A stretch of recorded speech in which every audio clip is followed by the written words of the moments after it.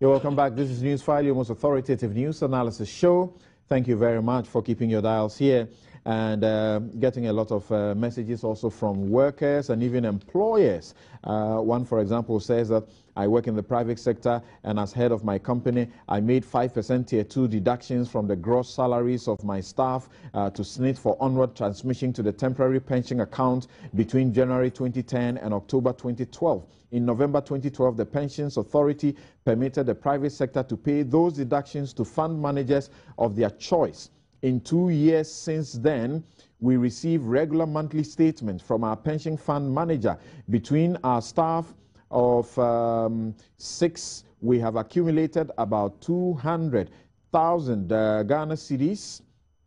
However, for the 2.5 years that deductions were given to SNIT and the Pensions Authority, we have received nothing. The government doesn't only owe the public sector, but the private sector too.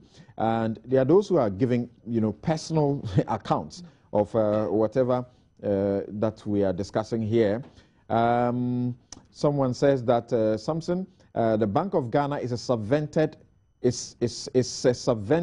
and its workers are paid from the consolidated fund. Okay, so the reference to the Bank of Ghana, the one who sent the text wanted to refer to the earlier reference on this show, I think 2 weeks ago, by someone that Graphic and others were being paid.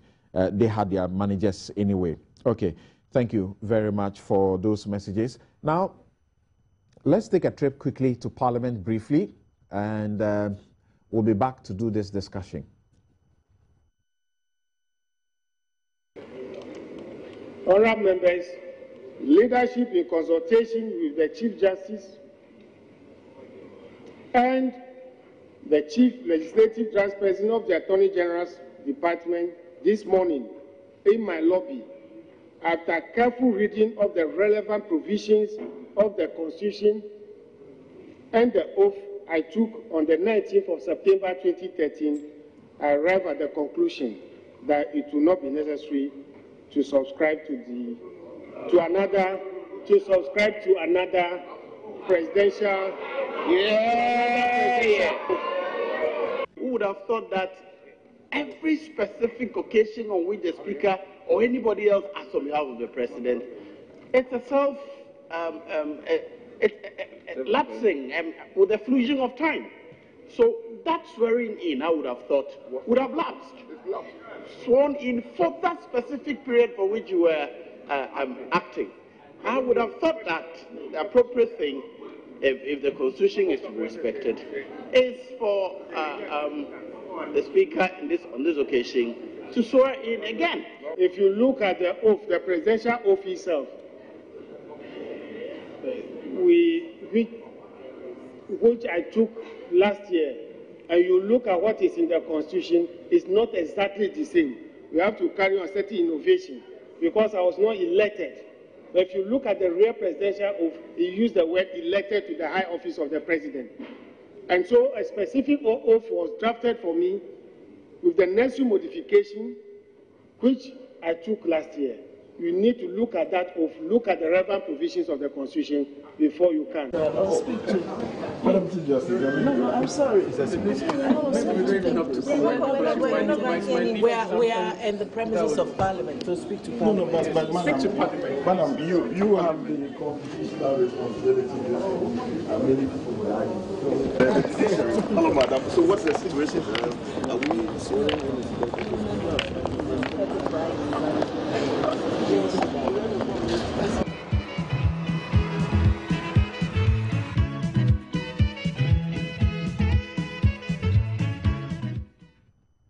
Right, you heard the first bit, that is Do Ajaho, the Right Honourable Speaker of the Parliament of Ghana, and you heard Joe Osei, seeking to suggest to him that his position of the law was wrong. And then the very final bit, for those of you who are just listening on radio, don't have the benefit of the footages that were put on television.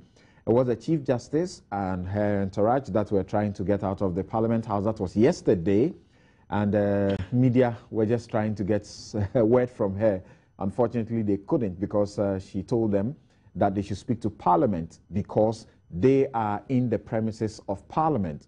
She was there again yesterday to swear the Speaker in, as we understand, because the President was leaving or had left for Nigeria and is expected subsequently also to proceed to the Vatican.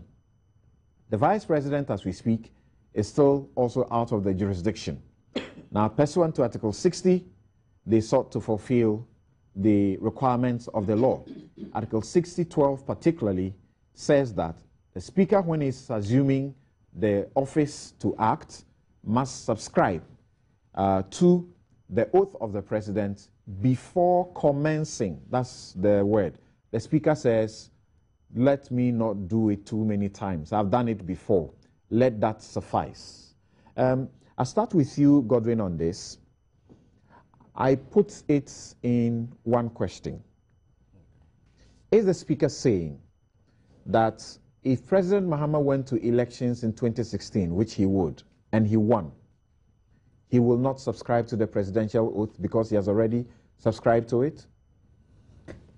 I think that may appear to be the principle underlining the argument. And don't forget that this argument has arisen before, I think around 1996, having to do with the retained ministers issue. But the Supreme Court then ruled that, your tenure then had elapsed. You're talking about the suit that was pursued by J.H. Mensah. Yeah. And it is the same principle. But as you have correctly suggested in your question, the President has a term of 4 years. To assume the first term, his 4-year term, he has to subscribe to the oath and be sworn in accordingly. And it is for the 4 years. If he goes for a re-election and wins, he has to subscribe to the oath again. He will not argue that he had previously taken the oath, and so he will not. The reason will be that the tenure had ended. Exactly. We can apply the same argument to this situation and then say that each time the President and his vice are both absent, a term is created for the Speaker, and he assumes that term. Its duration will be the duration of the absence of both the President and then the Speaker. So when they return, his tenure ends. So as many times that the President and the Speaker will be absent, so will he have to subscribe to the oath. That, to me, will appear to be a proper understanding of the law. Otherwise, you'll be saying that once you subscribe to the oath and you are sworn in for a specific occasion, and the oath doesn't elapse, and the President and the Vice return, you continue to be a President, and then it automatically activates itself another time. I don't think that will be a proper interpretation of the law. Okay. Preliminary, just hold it on there. Kweku, what's your view of what some say is a needless controversy? Well. I have to be very careful. I have to choose my words carefully, because we are talking of a situation that involves the Speaker, the Right Honourable Speaker of Parliament, that's our legislature, and the two minority leaders, majority and minority leaders, the Chief Justice, I admire her really well, the Attorney General. These are eminent citizens of the land, very experienced people, solid knowledge of the law, and even politics. So I have to be very careful. Mr. Nobody like me going to make an intervention on this. But something. Kweku, you have the benefit of the Constitution. It's written in English. It's because of what I'm going to say. I think this was an exercise in constitutional lawlessness. An exercise in constitutional lawlessness? Yes. On whose part? The names I've mentioned, the eminent personalities. That's why I'm being careful, because who am I to actually say such things about such eminent, knowledgeable, experienced citizens of the land? And to the especially extent because of each involvement, that's what you want to say? Yes, It's mind-boggling. Look, assuming without admitting that what they are saying is valid, fine idea, requires re-engineering of the Constitution or a convention that we've been following. Why do they decide that the 3 or 4 of them have the mandate and the authority to sit at a certain place and decide that, look, we are reviewing this convention or this, what the law says, we are interpreting it and we are enforcing it, we are operationalizing it? That's not a way to build a nation. There are those who support Dua Jahu and say it doesn't make sense. Article 60(12) says the Speaker shall, before commencing to perform the functions of the President under Clause 11 of this article, take and subscribe the oath set out in relation to the office of the President. He says, in September last year, I took that oath and I stood in for the President. Baloney. You are asking me to take it. Was it on Monday that we began? Was it 2 days? It was on Tuesday or Wednesday. We're asking him to take it because the President was in Burkina Faso. The President came back.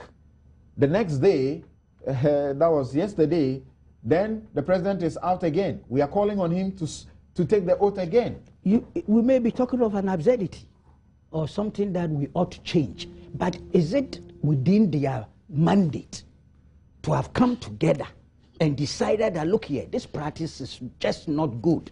This is just some practice that is worrying us. So this is the right approach. Would they not have required a situation where, you see, you realize that perhaps this mischief ought to be cured? But is that the way to cure it?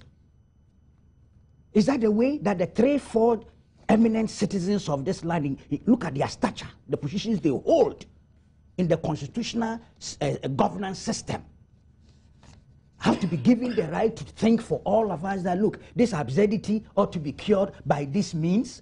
That's what I'm questioning. It's an exercise, I repeat, in constitutional lawlessness. If they were right, look, and there are all sorts of things before the Supreme Court ruling on the Kuku Azar matter. If you go in there, some of these absurdities were brought up as to whether we have 2 presidents when the president is out. All these issues have been interrogated. I find the Supreme Court ruling is a bit weird, but whatever it is, it stands. Of course, they didn't look exactly at oath taken as such. No, they did not. So that's a new area. But I'm saying that, so how do we go about it? The Constitutional Review Commission also looked at all these things. In fact, there's a point that even in Mozambique, it's stated in their constitution that the president and the vice cannot leave the jurisdiction at the same time. We didn't go in that direction. Okay? I think there was a recommendation for 68 to be amended. That's in the commission's report. The white paper accepted it. But those recommendations remain recommendations. Let me just read that portion to you briefly. The commission also finds a lot of issues have arisen in instances where both the president and the vice president are due to leave the jurisdiction. One such issue is the appropriate time for the Speaker of Parliament to be sworn in as acting president. Swearing the Speaker in before the departure of the vice president will mean having 2 acting presidents at the same time. Doing so after the vice president has left will create a vacuum. Equally, when the vice president travels at night and Parliament convenes the following morning to swear in the Speaker as acting president. Then it goes on to say the Commission finds that in some countries, such as in Mozambique, the simultaneous absence from the country of the head of state and his constitutional substitute is prohibited. Then this is what is recommended. It's simply recommended that as much as possible, the situation should be avoided where the 2 of them will all leave at the same time out of the country. And then he also recommended that as far as when he does leave, we should look forward to a situation where the Speaker will simply be presumed as acting. Deemed to. Yes, so that we don't have to swear the Speaker in. That's right. But that's not the law yet. These are recommendations that were accepted by the white paper. The white paper does not have the status of a law. Okay. So what are we talking about? Now we are told about a specific oath. Usually they take 3, isn't it? You should tell me the oath of allegiance, the oath of office of the president and the oath of secrecy.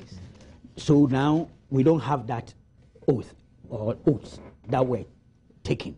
I would love to read what the Right Honorable Speaker was referring to, so as to even try and get a sense whether what they are saying is okay or not. That we don't have. But honestly, even if they were right, I am saying the procedure adopted was wrong. And it shouldn't come from eminent citizens. And I'm saying even if, because we don't know the full, we do not have the full benefit of the new ideas that somebody might have dreamt out to cure this mischief or absurdity that we are confronted with as a nation. But I thought constitutional re-engineering, legislative re-engineering, judicial pronouncements, a combination of all these things are available for us as a means to cure this absurdity or mischief. And not 3, 4, 5 people, however eminent and knowledgeable they are, to decide for us what the way forward is. I'll return to you quickly to ask what you make of those who suggest that the Speaker by this act has committed treason and that also he should be impeached. Now, Haruna, I don't know how you appreciate it. Kweku refers to the case of Asare versus Attorney General, in which the Supreme Court dealt with the question of the absence of the president and the vice at the same time, meaning inability to perform their functions. It traced the history of our country to the 1969 Constitution and said that this was the provision, 1979 and said this was the way it happened. In those situations, even the Chief Justice was the last in line to assume the office.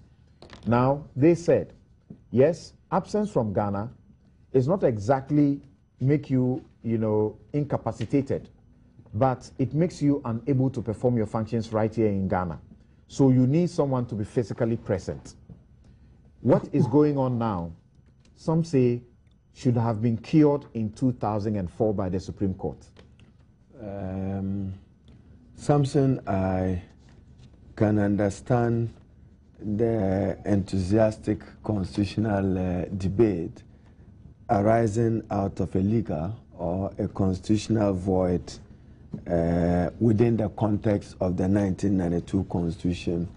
And it's important that we appreciate that the character and content of the 1992 Constitution is not the same as 1969, nor that other Constitution which follows from that particular era. But to suggest that the Speaker should be impeached, in my view, is ridiculous, is begging the issue. And I want to take it from Kweku and then quote something you referred to and share my own view. I think that there can be practical solutions to this matter.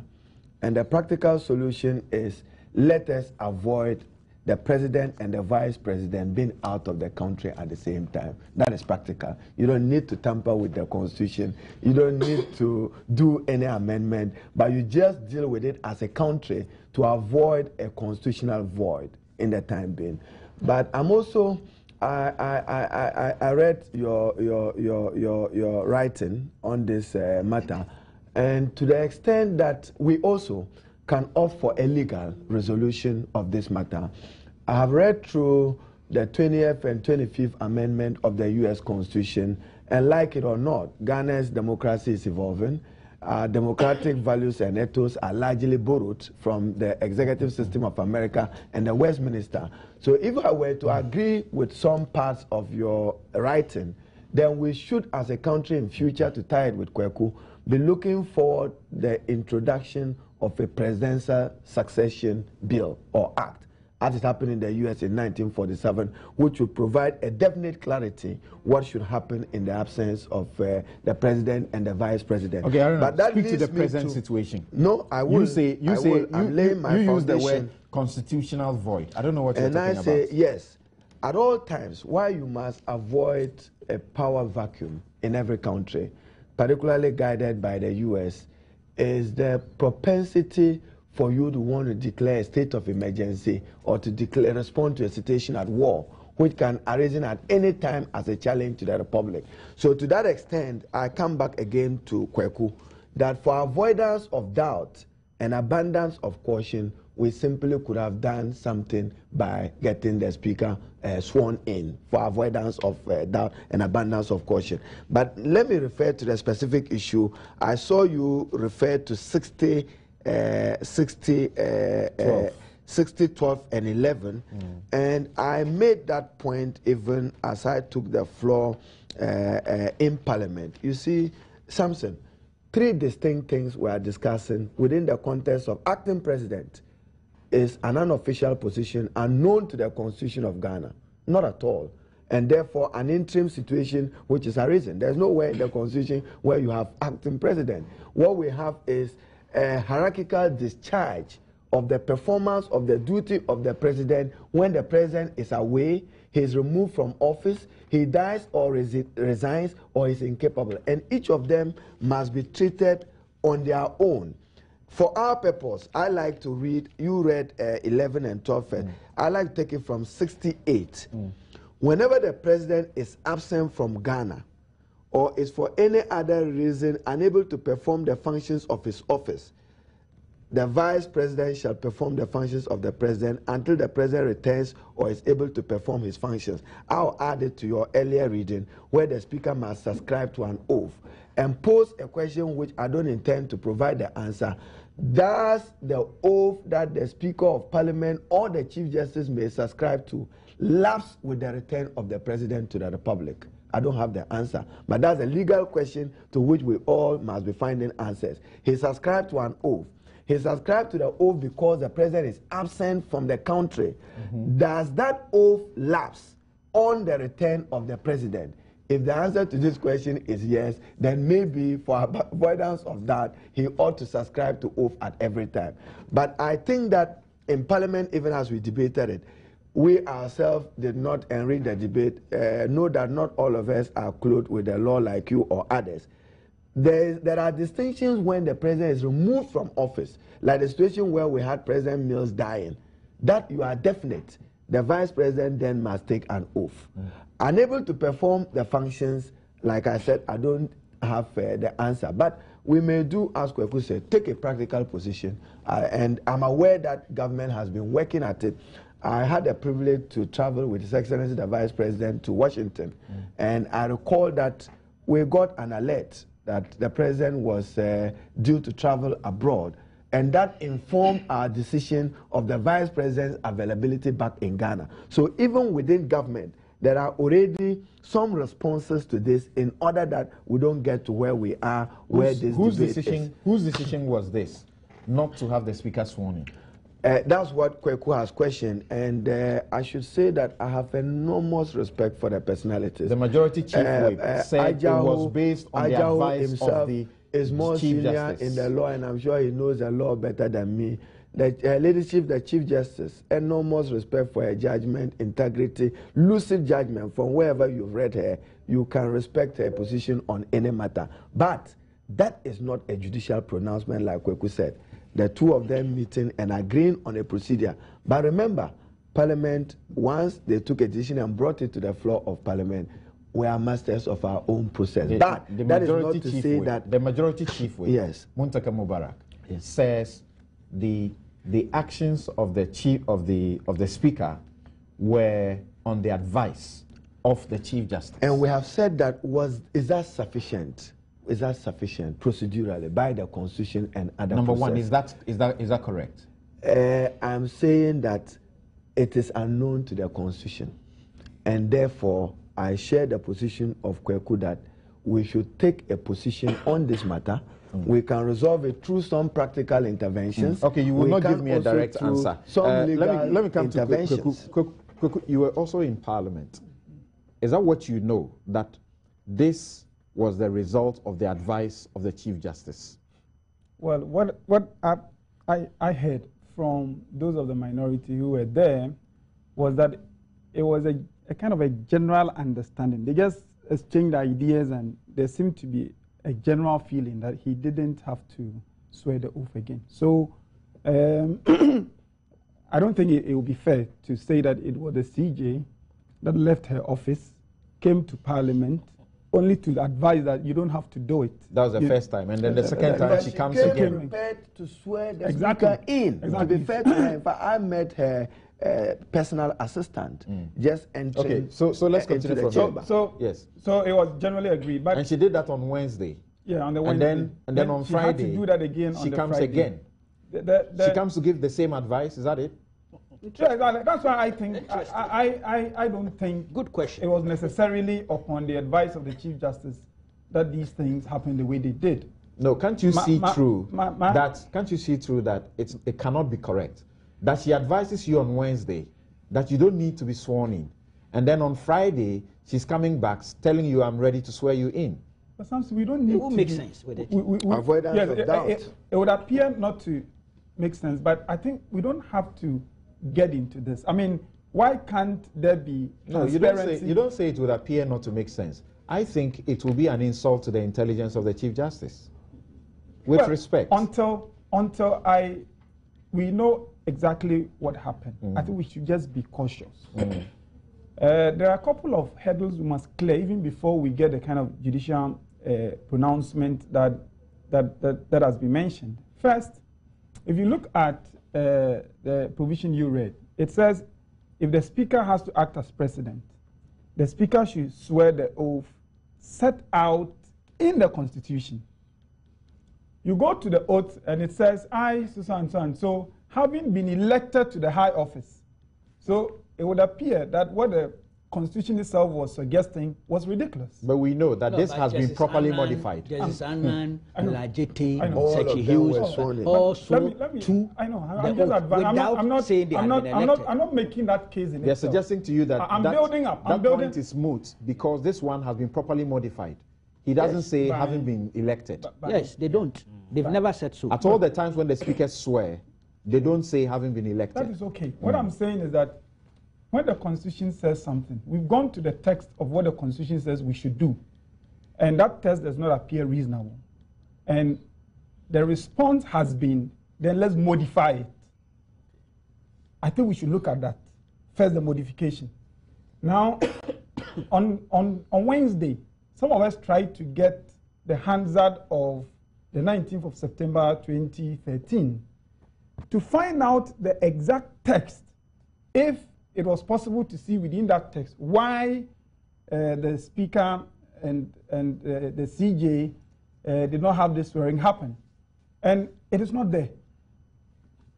My first point is that is it not possible, in order to help the discussion going forward, between the Speaker and the CJ, put the exact text that he swore of the oath, so that we can all interrogate the matter better. That's, for me, something that has to be done, so that if we are going to the Supreme Court for some pronouncement on this, we know exactly what we are asking the Supreme Court to pronounce on, whether the test itself was proper, and whether given the test, it elapsed, if there was something in it that said for this and all other times. Forgive me, but I'm not getting you. Are you saying that we need a certain modification to the constitutional premise for the swearing in of the Speaker when the two are absent? No. What I'm saying is that... But that's what is being, that's the issue being debated. But we don't know the oath we are talking about. As we sit here, we don't know. We know. It says in the schedule. You know, In we the know. Constitution is clear. I'm saying But that it says, the law says that, the law says, the Speaker shall, before commencing to perform the functions of the President, under clause 11 of this article, take and subscribe the oath set out in relation to the office of the President. Now you go to that oath in the office of the President, it says, having been elected. Yes. The And I have pointed out to you, I know. Let me move on. Humbly, I have pointed out to you, this is not the first time a Speaker is going to be sworn in. And any time a Speaker has been sworn in, elected has not been used. Good. What the Right Honourable Speaker said in Parliament was that the oath I subscribed to that time is not what is here. One was modified.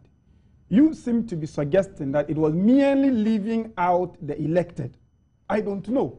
And so I'm saying that How did the exact do it? The exact text, and why can we not have that?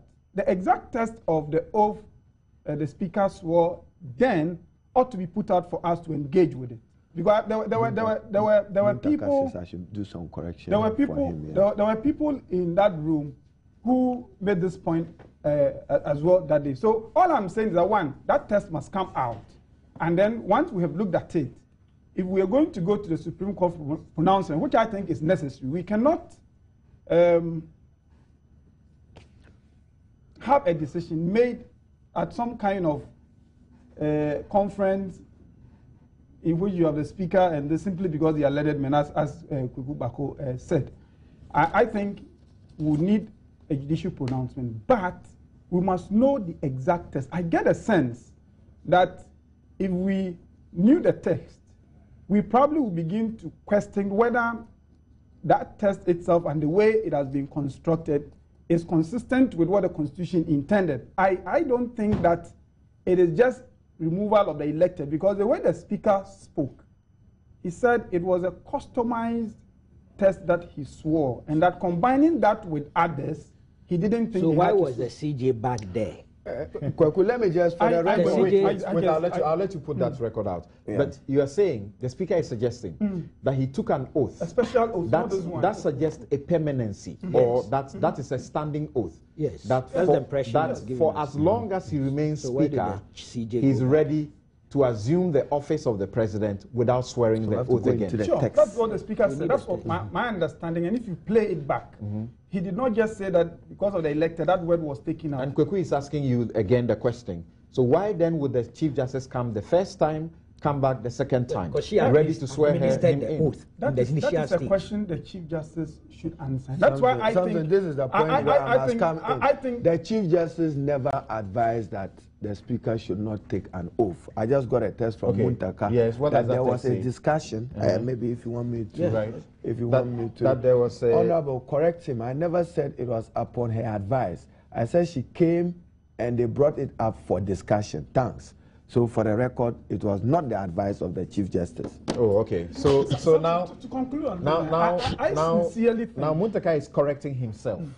Okay, because I'm looking for that text for you. Now he's correcting himself that it wasn't the advice of the Chief Justice, but he came and he had a discussion. He just sent to me after you spoke.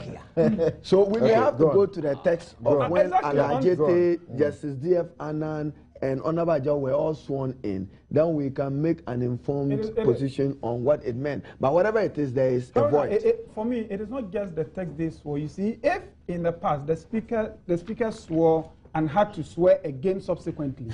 And for the first time, we're having the Speaker saying that what I swore the other time does not require me to repeat it any time I have to assume this position. Then we need to find out the exact text the Speaker swore. I suspect that if we got that text, we probably will begin to change the way we're looking at this and to say, well, given this test, he doesn't have to swear again. But then if a court is going to pronounce, we are looking at whether the composition of that text itself is legitimate, whether we should leave it like that or we would need a Supreme Court to give some kind of pronouncement on this. I think, first and foremost, we need to see the text. Even the legality of the text, if indeed is the kind of text that gives a permanent tenure, it's questionable. Exactly. That's why I say we must see it before we know what the court has to pronounce on. Okay. Now, when the Honorable Muntaka first spoke to Evans Mensah on Top Story, these are some of the things he said. He said, among other things, that Doa Jaho was, quote, prepared this morning, dressed and ready to be sworn in. That is his quote. Then the next quote is that the Speaker, quote, never refused, quote again, Speaker never refused to swear the presidential oath. Then there's another quote in the story that is put out that the Chief Justice, Mrs. Georgina Wood, was able to, quote unquote, convince those gathered beyond reasonable doubt. This is Muntaka speaking on. Beyond reasonable doubt that a second swearing in was unnecessary. Serious? Yes. So it wasn't just an advice. He persuaded them. The Chief Justice persuaded them. And then he actually ended on this note that she argued and it made sense. Interesting. I'm quoting him. But he has retracted it, and for the record, the Chief Justice never professed that advice. In fact, I've just had a call from. So what he has done is a retraction. I should think so. Very serious. I've just had a word with the minority leader, and he's also referred me to share with listeners the provisions of Article 298, residual powers of Parliament, and I read, subject to the provisions of Chapter 25 of this Constitution, where on any matter, whether arising out of this Constitution or otherwise, there is no provision express or by necessary implication of this Constitution which deals with the matter that has arisen, Parliament shall by an act of Parliament. So even if Parliament had to do anything, it comes to what Kweku raised earlier, that it should have been by an act of Parliament, which was not in existence at the time that this process went on. So he's saying what happened is wrong. A general discussion went on. Yes, he's saying what happened is wrong. In the absence of an act of Parliament to cure what he suggests. I'm just saying that the leader has said that we should look at how we could handle and exercise residual powers. The eminent citizens should have waited. The minority they could have allowed the convention to proceed, and then later come and tell us that, look, we've dreamt some nice ideas. Avoidance of doubt and abundance of caution, we could have just done this what was done in the past. Situation. Okay, now Godwin, maybe as we move on to the question of impeachment and all of that thing, you know, the basic principle of law is that when there's no ambiguity, we don't go for interpretation. So why do you think in the first place that it will occur to the members of Parliament or whoever went into that discussion to seek to outreach this provision, which says before he commences, he should swear? Yeah, it's as clear as that. But it will seem that some discussions went on, the details of which we don't have, that would have resulted in this particular decision. I've also been wondering, based because I listened to the interview, your station had with Muntaka. Yes. Okay. And I was wondering if the Chief Justice, in fact, took that initiative. Could it be, for instance, that he has had previous discussions with senior lawyers, her colleagues, on the bench, and the idea seems to be that, this repeated swearing in may not be necessary. Because it's very extraordinary. And that even in the presence of the constitutional injunction, Precisely you can so. by an administrative fiat or by consensus among those individuals and come to that conclusion. And that will be right as far as your reading of the Constitution is right. So I was wondering why that decision, move could have been taken. But you cannot come to any conclusion because you don't know what exactly went on there. And Mr. Kweku made a point. Perhaps the text of that, what do we call it? Oh, yes, might have been a basis, but we don't also have that. But that is not to suggest that the text of that oath in itself will be constitutional. We are all trying to find out what at all could have occasioned this particular decision. Okay, there are those who argue that this is treason, and additionally that he should be impeached. They are taking it too far. I think that one you are taking it because he has not refused to discharge the duties which require him to act, as president.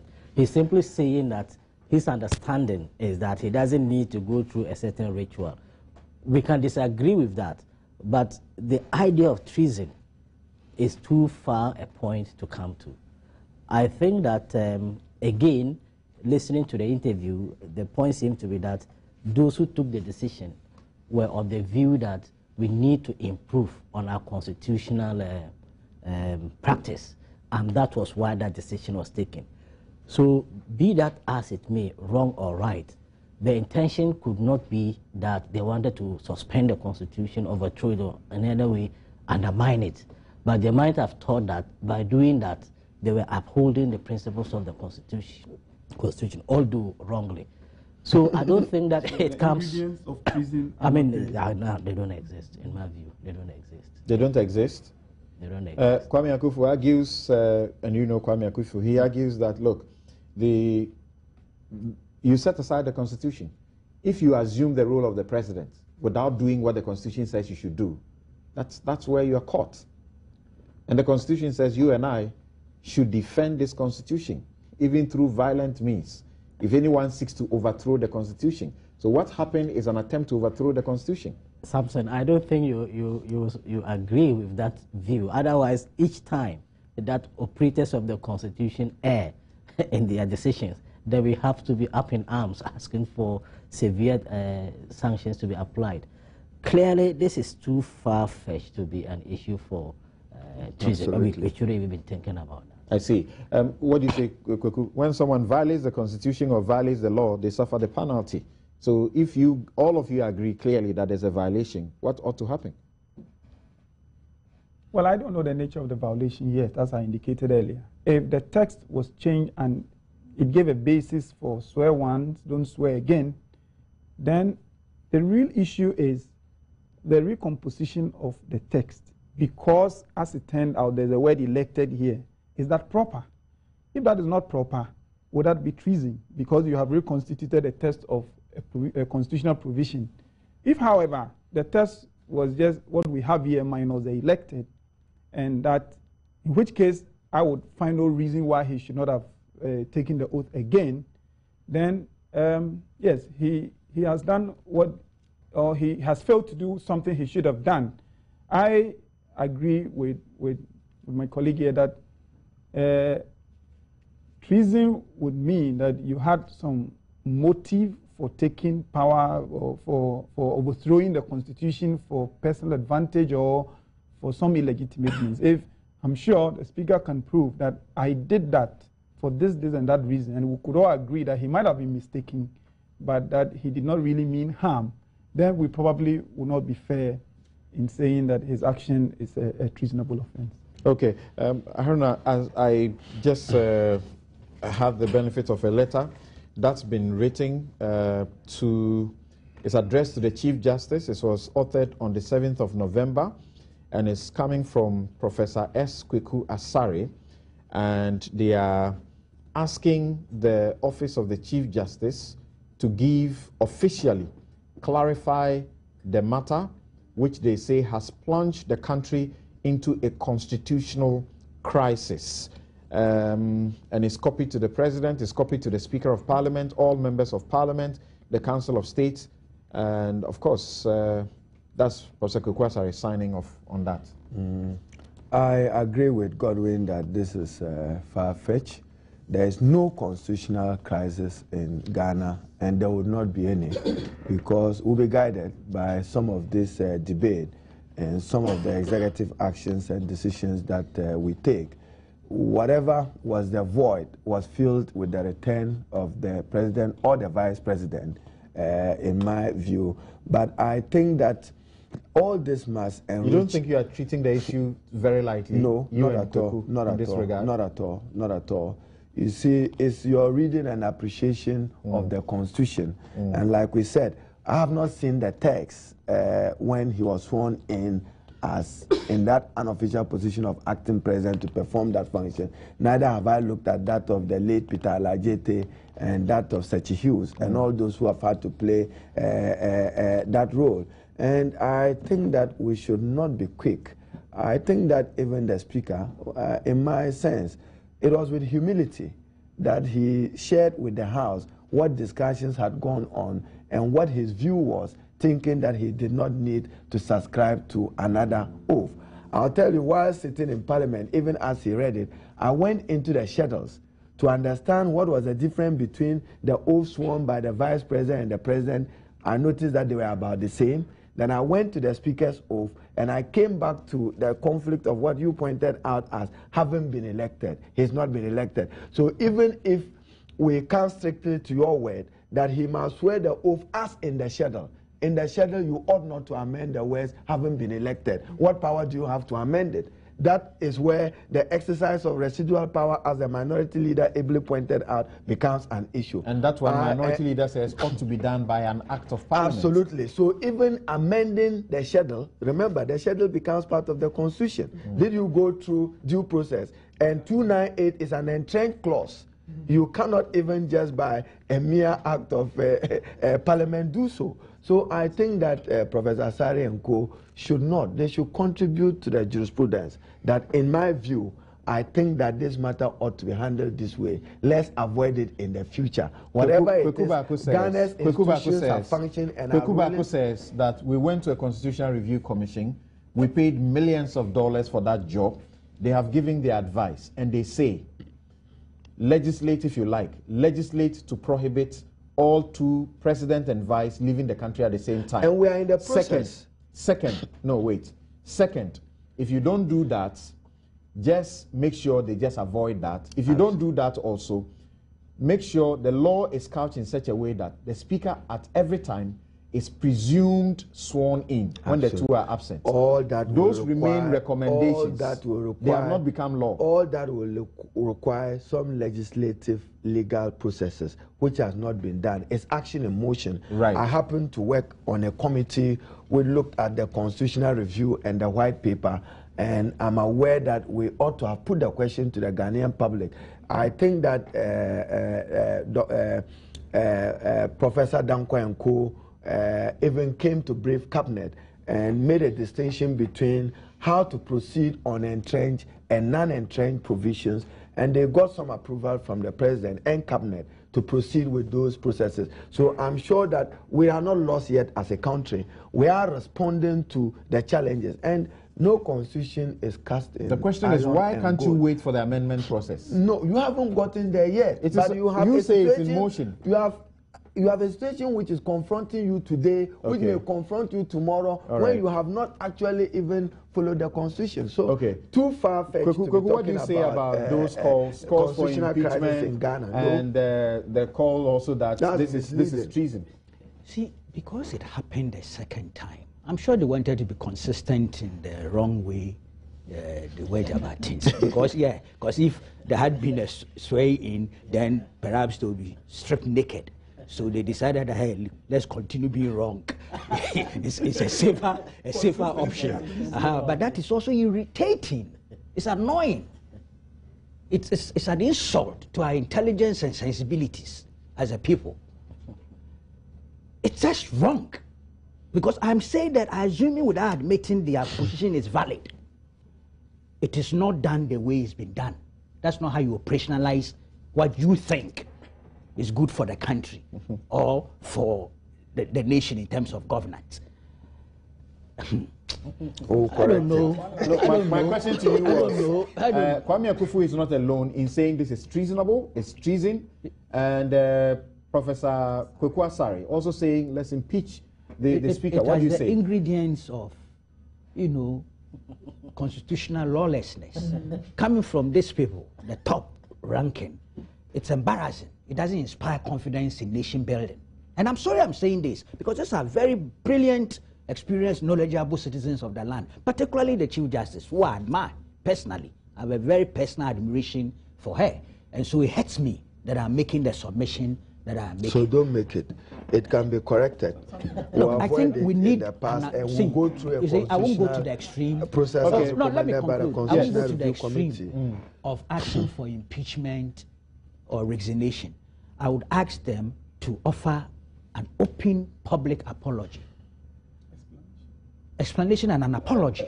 Which Professor Kweku Asare is asking for. Oh, okay. I didn't know that. But I would go to that extent. That's the explanation. He's asking for explanation. That must come. Whatever the explanation is, an apology is also important, because they had no business. No, it's never going to be sustainable in the face of the law and the constitution and the conventions, or it's not sustainable. If they had brilliant ideas, I'm saying there's a way to go about materializing it. Okay. Well, who is sending me a message from Cambridge in the UK? It says that what has been the customary practice on this matter since the Fourth Republic?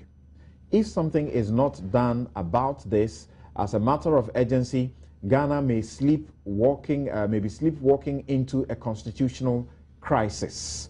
Okay, I didn't get to identify you and to be able to say exactly. Okay, that was from Kofiata. Kofiata sent that one in from Cambridge. Let me see what again you are saying. This one says that Abdul Razak Lukman says, is the president not performing a presidential duty as the president of Ghana when he's out of the jurisdiction? Why should someone be sworn in as president when the president himself is away performing a presidential duty? All right. Dealt with all those things. Yes, they did. Okay, now, Barnoy Fatao, if I didn't get your name right, please forgive me, says, Samson, please, will the president be sworn in again upon arrival? If no, then the speaker's point makes a lot of sense. What we all need to know is that the president is out of the country and the speaker is now acting. Period. Thank you. Implied. Look, he was acting illegally. That's the point. Okay. Implied. That's where perhaps the treason element comes in. Oh, He usurped authority without any constitutional foundation. What is this? Well, the Constitution says that he will perform the duty until the time upon the return of the president. So when the return is over. After being sworn in, at the time, that period he was acting, there was no legal basis. All right. Implied. We could have gone there and grabbed him. Okay. Well, quite a lot of you are still talking about the pensions matter. Thank you. We'll take a break here. This is Newsfile on Joy 99.7 FM. We're coming to you live from the Multi-TV studios. This is your Joy News channel. And on ABN television in the UK and elsewhere in Europe, you're watching us on the Sky Channel 235. Sky Channel 235. That has changed, I'm told. We'll be right back.